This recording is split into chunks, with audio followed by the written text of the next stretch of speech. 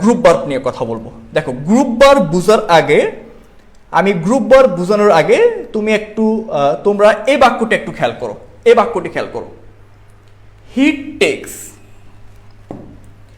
Takes after her mother. এখানে take হলো একটা ভার্ব, টেক অর্থ কি? নেওয়া। এখন এই টেকের পরে একটা আফটার প্রেপোজিশন আছে। এখন প্রশ্ন হলো, এই টেক ভার্বের পরে যখন আফটার প্রেপোজিশনটা বসলো, এই টেক আফটার তখন তার অর্থের পরিবর্তন করে ফেললো। কি হলো? টেক নেওয়া আর আফটার যুক্ত করার পর টেক আফটার অর্থ হয়ে গেল দেখতে একই রকম। She takes after her mother, অর্থাৎ তাকে দেখতে তার মায়ের মতো লাগে। তার মানে দেখো সে দেখতে তার মায়ের মতো।